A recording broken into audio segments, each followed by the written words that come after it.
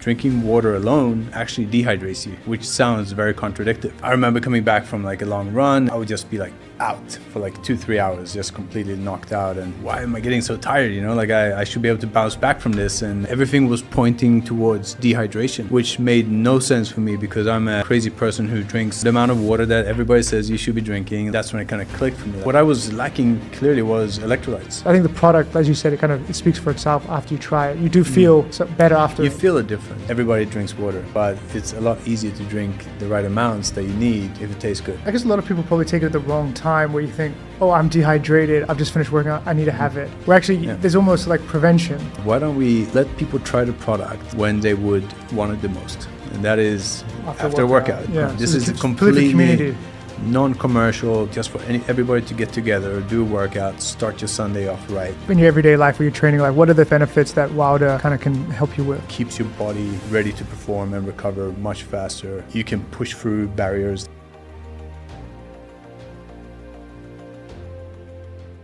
Welcome back. We're here with Benny, who's the co-founder of Wilder, which is a new hydration drink based out of Bangkok.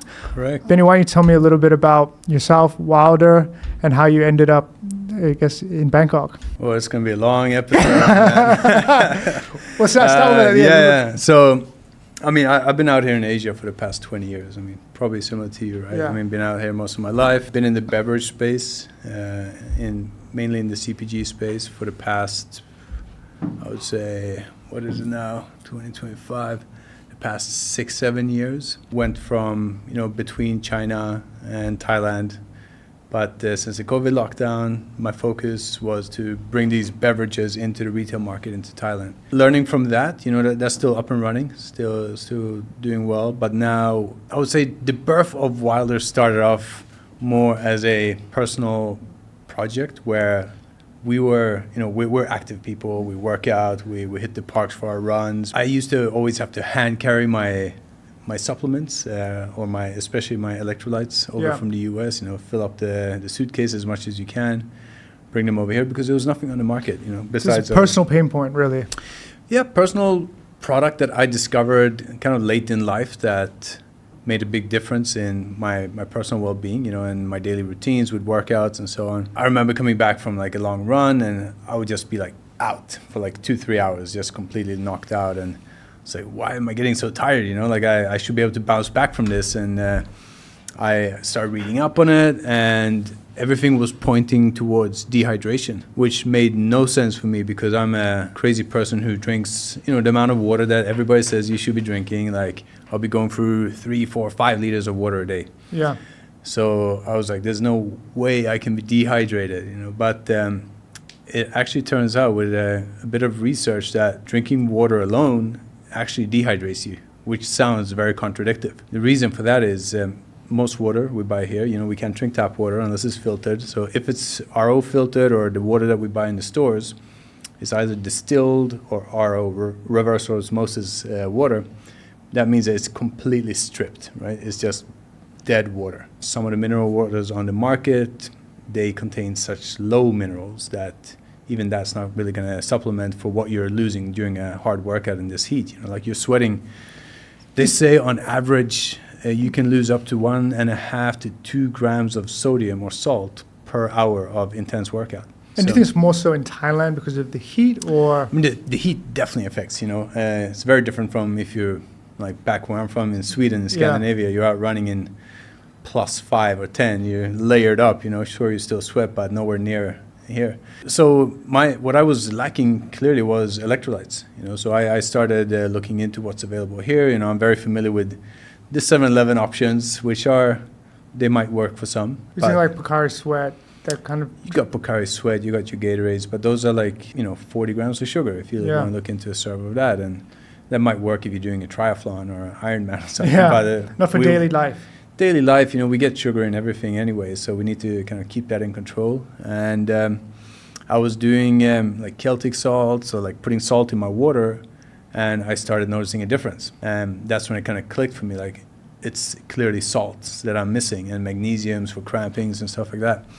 So looking into it, I found some brands online. When I was over in the US, I brought some back, and that was a night or day difference. The frustrating part was when you run out and then you're Yeah. Like you said, you're hooked on it. You're gone from feeling refreshed and your recovery is quicker to then being in a point where now I'm drinking water with some salt and it doesn't really taste great, but it works. Yeah.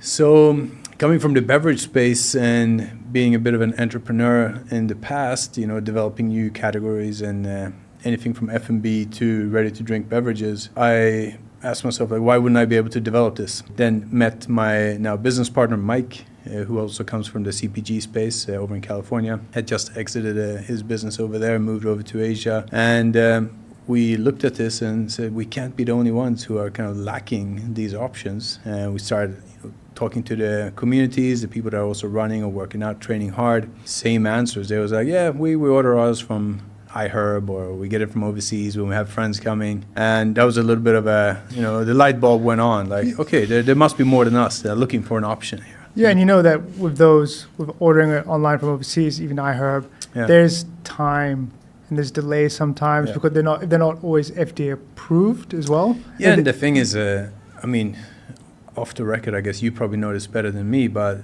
iHerb is not really legally supposed to be selling in here, right? Correct, yes. Because you're not paying taxes on it and stuff like that. And you do run the risk of it could actually be, say you could order your salt sticks on or salt hydration drinks on iHerb, and then there's a chance that it could get stopped at customs. Yeah, and then it happens. And it could get thrown away. And because it's not a verified source.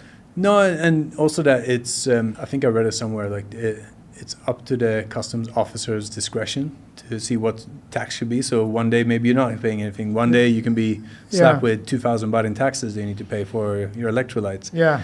So the point being that when Mike and myself, we said, we could probably give this a proper shot. So we started doing R&D, developing the product.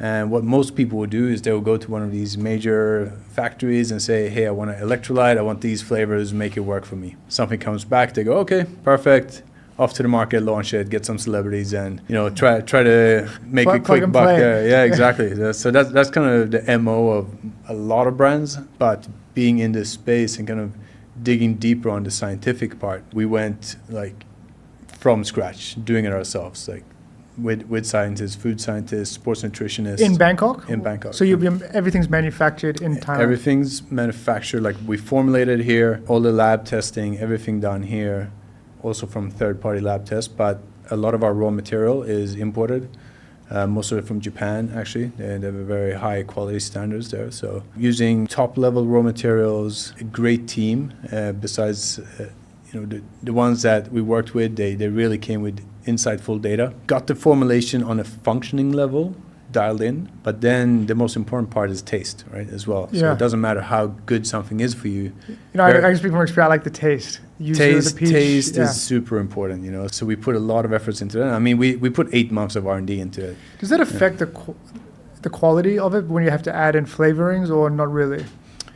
Not if you use the right flavors. So, I mean, plug in here, but our flavors are actually, like, for example, the yuzu. Yeah, that's my favorite one. Yeah. I'm a yuzu guy as well. So this one here, we know that there's so many different yuzu products on the market, right? And some of them don't even taste like yuzu. So we went straight to source. We actually found a company that squeezes the yuzu in Japan, and then they freeze dry it. So it basically evaporates out all the liquid, all the water. So you're just remaining with this super concentrated powder. And that's what we then ship in, and we put that into our mixture. So that's where it's real. And it costs more.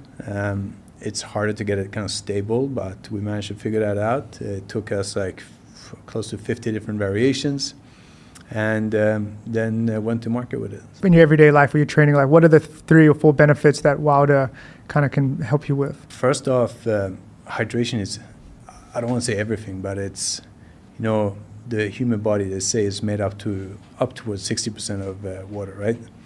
So once you start getting dehydrated, the first thing that takes a hit is your brain. You start getting brain fog, fatigue, your reaction time is affected.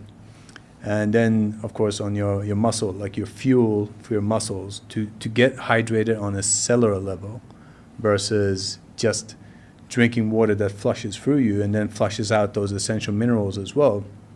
That is what leads to dehydration. But when you have the right compounds of, salts or sodium, potassium and magnesium. Those are the 3 key components to any electrolytes. That's for your muscles to work, for your neurons to fire up. Once you have that right balance, what it does for you is just gives you that bounce back, like you recover much quicker. You can push yourself further. You decrease the risk of cramping up, let's say, depending on the sports, right? Yeah. Like if you're playing football or you're running, but then also staying mentally sharp. I think that's the biggest what I was telling you difference. before is actually sometimes in the afternoon, instead of having a coffee, I might have a Wilder because it makes me feel a little bit more on top of things. Yeah, it's kind of like a recheck. I mean, that's the thing. You know, when you've been sick and you get an IV drip, right? Yeah. You instantly feel better. Yes. Like if you've been food poisoned or whatever it might be. It's just, it does so much more than what people think. And the reality is, you ask most people, what do you do for hydration? They say, oh, I drink water. I drink a lot of water. But they don't know that it actually can be counterproductive. So to get back to your question, what it does is it just keeps your body ready to perform and recover much faster. You can push through barriers that normally would kind of like, okay, I'm done now, I'm set. But the recovery time is where you notice it the most. But for me, it's kind of like everyday peak performance. 100%. Not just, I mean, take away that obviously there's the fitness aspect, but also kind of from daily life as well. No, absolutely. I mean, and look at us, like most people nowadays living an active and somewhat social lifestyle. What are you? You're drinking coffee. Yeah. You drink tea. These are diuretics. They basically dehydrate you as well. Yeah. They make you want to go to the toilet more frequently from the caffeine. Let's say you had a glass of wine for dinner the night before. These kind of things, like they really wreak havoc on your electrolyte balance, right? So that's also dehydrates you. So making sure that first thing in the morning that you get properly dehydrated, even before your coffee. People ask often, like, when should I be drinking the electrolytes? Yeah, that's a good question. Is it, like you're saying, in the morning or? Morning. I mean, I would say, okay, so just using my personal experience, and I tried all around the clock, right? Yeah. But where I noticed the biggest difference is if I start my day, I take a big, like 1 liter bottle, put a sachet into that. It's a bit more diluted, but then I sip on that for the first like half an hour throughout the day. I don't have my first cup of coffee, and I love coffee. Yeah. Like, I need it to function, you know. If I have my first coffee an hour and a half or 2 hours into the day after I've hydrated, you don't get the crash. And you stay so much more alert and like, you know, like your body just feels more harmony. I guess a lot of people probably take it at the wrong time where you think, oh, I'm dehydrated, I've just finished working out, I need to have it. Where actually there's almost like prevention by taking it. Exactly. So I learned this about, actually Darren told me it's about creatine. Actually it doesn't matter when you take your creatine, but but he did say probably the optimum time to take it is in the morning. Probably, yeah. I mean, that's the same with hydration, right? It's always easier to top up and prevent yourself from getting dehydrated than to chase a dehydrated body and try to top it up, right? Yeah. But there's never a wrong time to be drinking it, right? So after you've been crushing a hard workout, do you need to hydrate then as well? Absolutely, for sure. You know, do that. Take one of these packs, mix it in your water, and drink it after your workout. Sure thing. But I personally, I've just come to find that doing it first thing in the morning, it sets me off to a very good day. So you would say it's a daily drink, it's a daily supplement. People need to hydrate daily. Properly with electrolytes. Now, some people might get it through, you know, you're drinking coconuts, you're eating watermelon, you're eating bananas, and you're drinking water, and you got a very balanced, clean diet. Reality is most people don't have that kind of insight and that discipline to have a strict, well-balanced diet.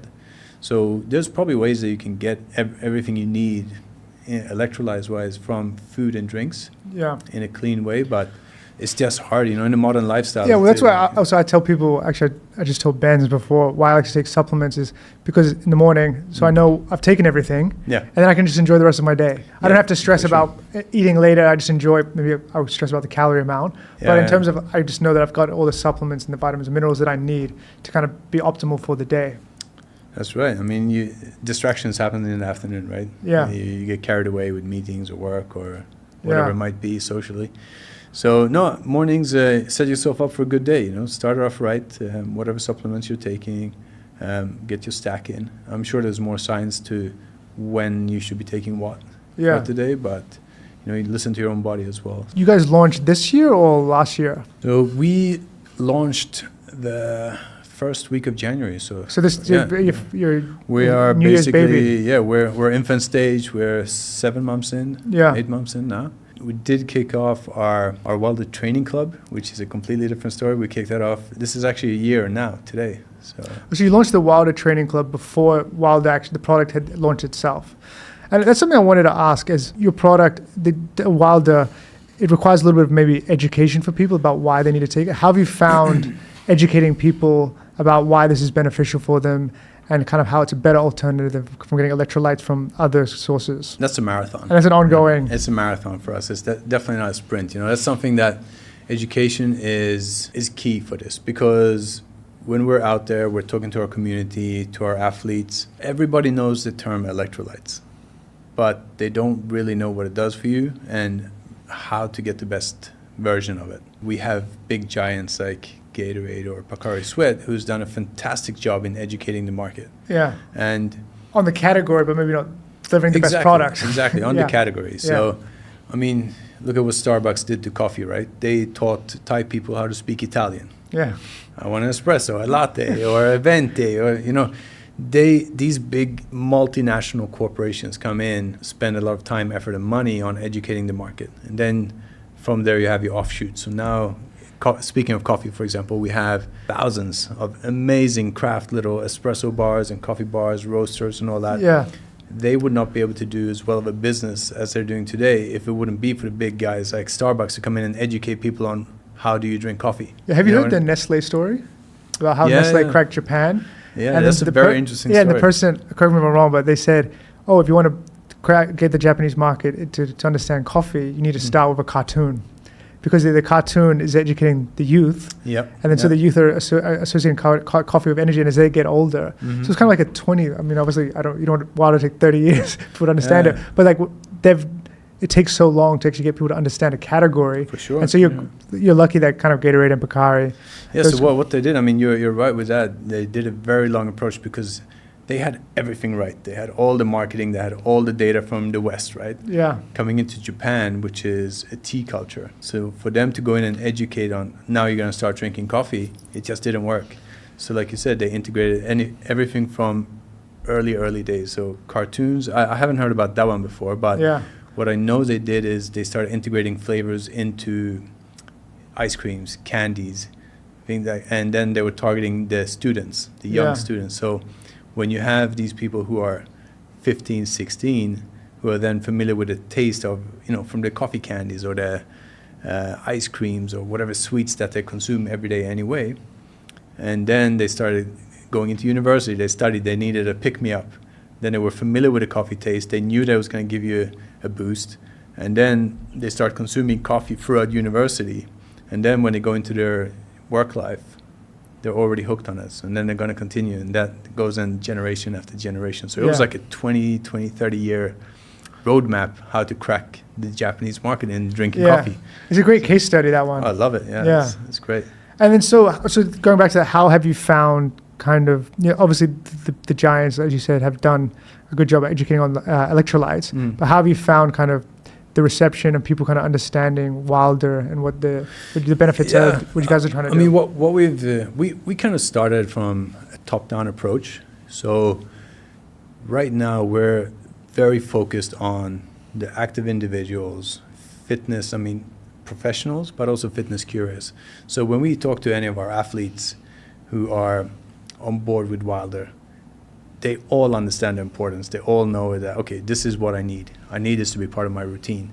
They don't require any education. But for that to trickle down to your general consumer, what we did when this Back to Wilder Training Club was we had this it was almost like a 4 or 5 months window where we were waiting for our FDA approval. And we realized, it's only actually us that tried the product. Of course, friends and family, they're like, hey, this is great. It's going to taste fantastic. It's going to do well. Join this club that you guys know nothing about the product, but you're going to love it. So then we realized, we need to get more people to try this to just give us some validation. Are they going to like the taste? Are they going to feel any difference on the recovery? And so we had this grand plan of why don't we let people try the product when they would want it the most, and that is after a workout, like outside in the heat in the park. So we put together this Wilder training club in the park where, it was in the very beginning where it was just the emerging rise of run clubs, right? So there was like one run club that was kind of like crushing it. And we joined them, and we're like, okay, this is great, but we don't want to go in and start another run club. So what we used to do on the weekends, we get together like a small little crew, 5 of us, go to that like calisthenics area, do some body weight workouts.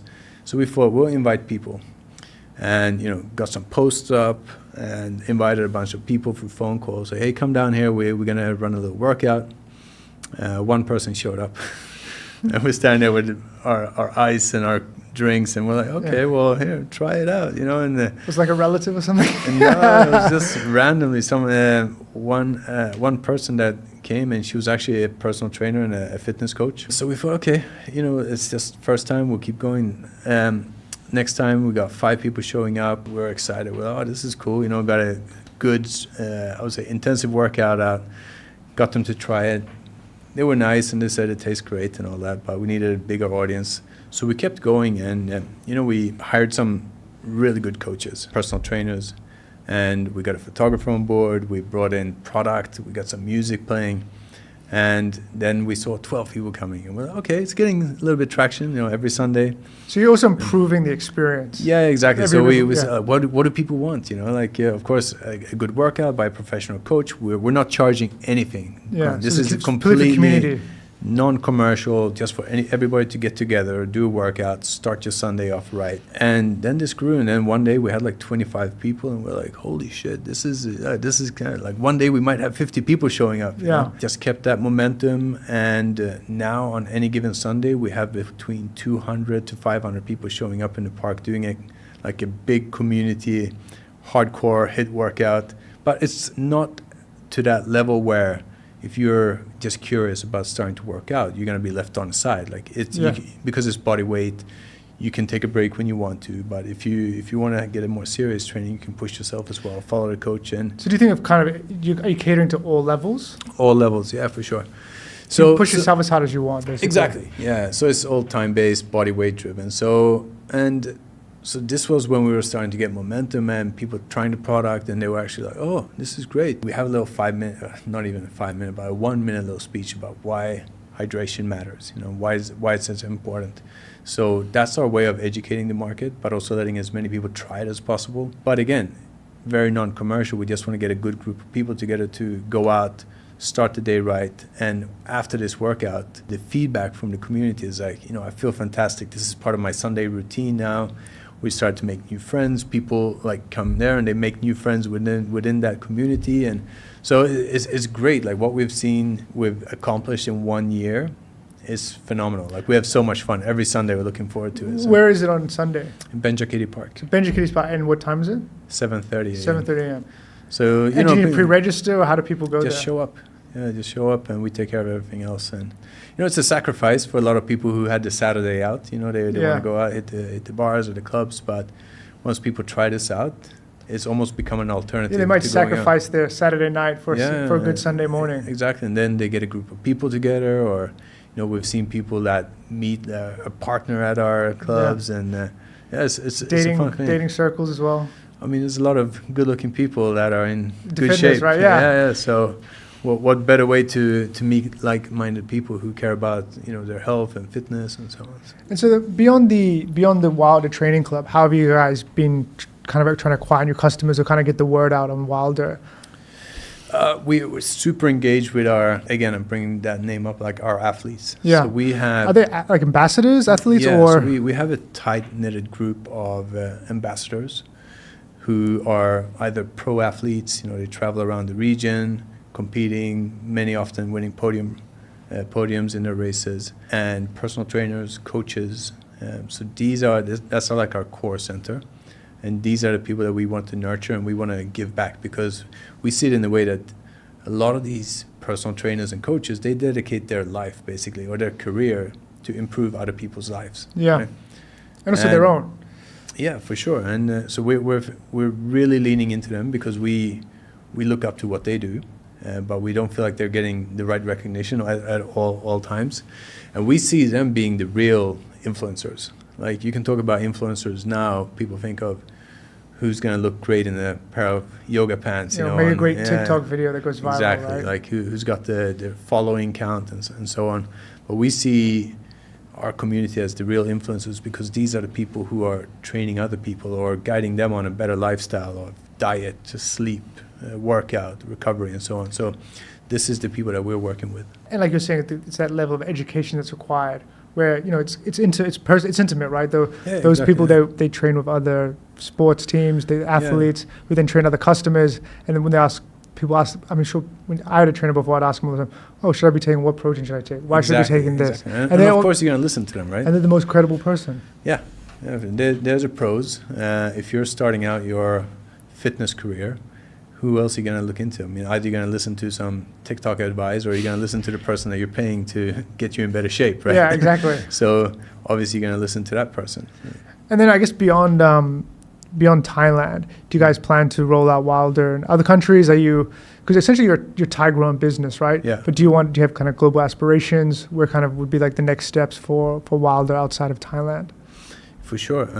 We launched Wilder in Thailand because we live here. This is our home, right? Would you say it's Thai brand, right? Essentially? Yeah.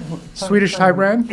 I would say that we're digitally native. We're nomad brand? Nomad brand. Made in Thailand. We're a Thai company. But when we created this, we knew that it's a bigger play. It's global. We're looking at a regional play for APAC.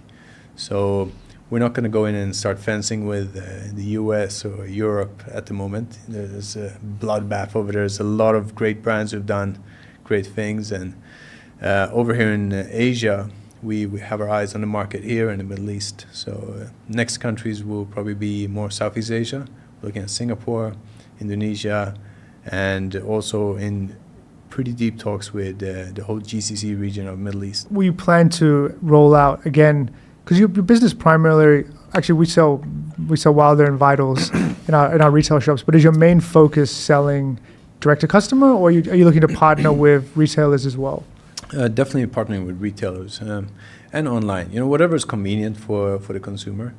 We know that in Thailand, for example, direct shopping online on individual brands' platform is not so common.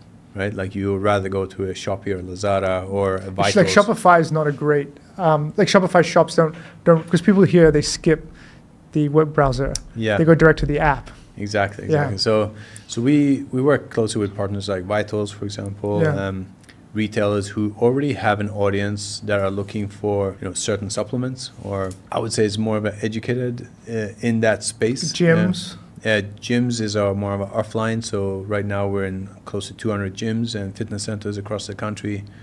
Bangkok, Phuket being the primary markets, but also up in Chiang Mai, Samui, Koh Phangan. So, but that's, I would say, when you go into a gym, you see something on the counter, it's like you buy a protein shake or you buy an electrolyte, you discover it there, right? And then if you want to buy a bigger pack, you might jump online, or buy it at a marketplace, or you go buy a full box in the store. Yeah, you can do that as well.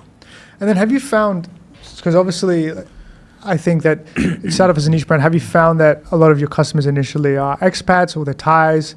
Like launching a product in Thailand, have you found your customers, where have they been from, initially at least? Yeah, I would say at the moment it's more towards the expats. I would say we're probably 65% expat. But the Thai segment is growing. Again, we just need to be able to be easily found where they usually do their shopping, right? Yeah. So that is probably not on our platform because we're brand new. But also because it's such a big category in the West, like people know because of brands like Liquid IV or Element and these like big market leaders in the US, for example. They've done, again, a great job in educating the market on how you go from a Gatorade to a performance hydration, for example. So that's where we are now, where a lot of people have been looking for a local option where they before had to try to buy it in or hand carry it. Yeah.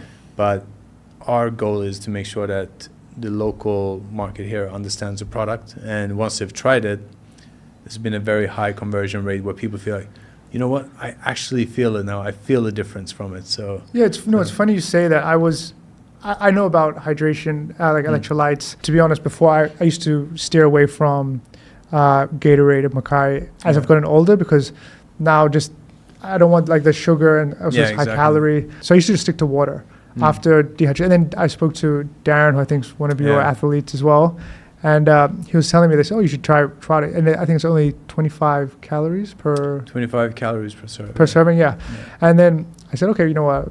I sell that. I might as well I'll buy it some. I'll try some. And I ended up trying it. And it's become not daily, but I'd say every other day when I'm I would have a Wilder.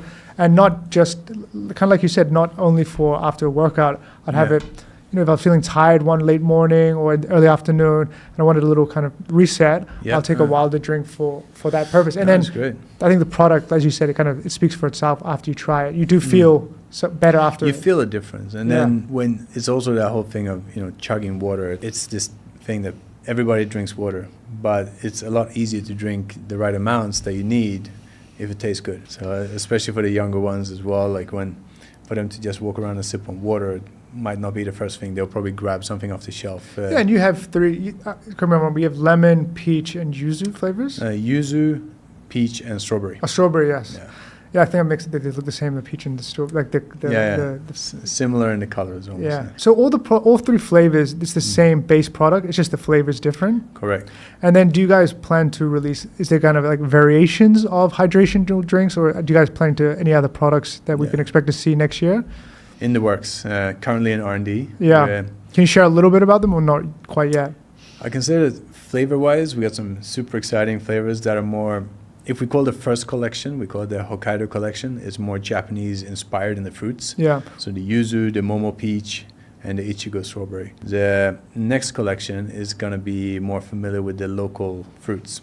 Yeah. So I'm not going to reveal what fruits yet, but some really nice ones that we got. Oh, so actually there will be some Thai-inspired flavors.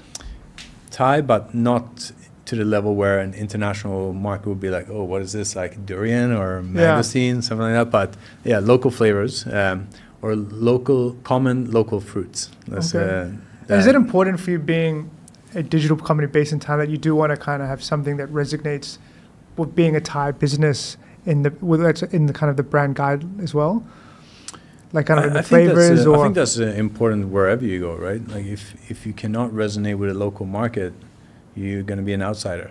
Right? Yeah. So you have to be able to come in and get that kind of stamp of approval.